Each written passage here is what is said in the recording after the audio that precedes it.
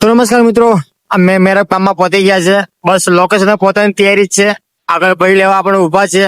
બે તરફ અમે બાઇક પર જઈ રહ્યા છે, તમે જોઈ રહ્યા છો. તો અમારા ભાઈ ગાડી ચલાવી રહ્યા છે અને સામાનની કીટ ને બા માટે ગરમ ધાબળો બી લીધો છે જોડે, કેમ કે અત્યારે ઠંડી ચાલી રહી છે. તો વિડીયોમાં બન્યા રહેજો, જેથી કરીને તમને બાની ઘરની હાલત બતાવું.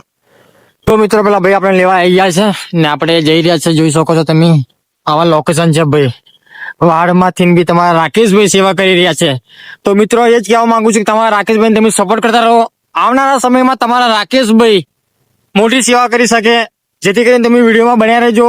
બાની મુલાકાત લેવા જઈ રહ્યો છું. બાની હાલત કેવી છે તમને વિડીયોમાં બતાવું છું.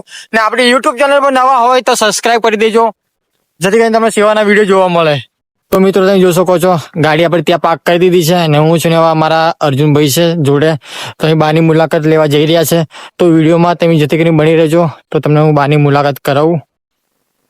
શું કહેવા માંગો છો અર્જુનભાઈ તમે? ના સારું કેવાય. આવી સેવા કરો તો ભગવાન બધાને સુખી રાખે. બીજું શું, હે ને? આવું કરતું જ રહેવાનું થોડું થોડું. હા વાહ વાહ વાહ.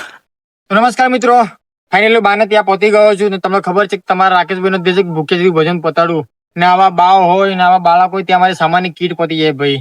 આ બા કહે છે કે 3 વર્ષથી હું આવા જ મકાનમાં ગુજરાન ચલાવી રહી છું ને મંજૂરી કરીને મારું ઘરનું ગુજરાન ચલાવી રહી છું. મિત્રો તમે જોઈ શકો છો કે આવી ઘરમાં રહેવું બહુ દુઃખની વાત છે. કેમેરામેન જરા અહીં આવજો. આવી કન્ડિશનમાં બા ગુજરાન ચલાવી રહ્યા છે. તમને ખબર છે કે આવી કન્ડિશનમાં અત્યારે શિયાળો ચાલે છે એટલે બાને રહેવા માટે ખાટલો બી નહીં જોઈ શકો છો તમે. સુવા માટે આસન નહીં. એમના માટે અત્યારે હું ગરમ ચાદરો લાવ્યો છું, સામાન કીટ લાવ્યો છું, જેથી કરીને બા મારી સામાનની કીટ મહિનો વાપરશે. મહિના ફરી હું આવીશ, બાની મુલાકાત લઈશ. નાનું બાળક બી છે જોડે, બા એકલા છે.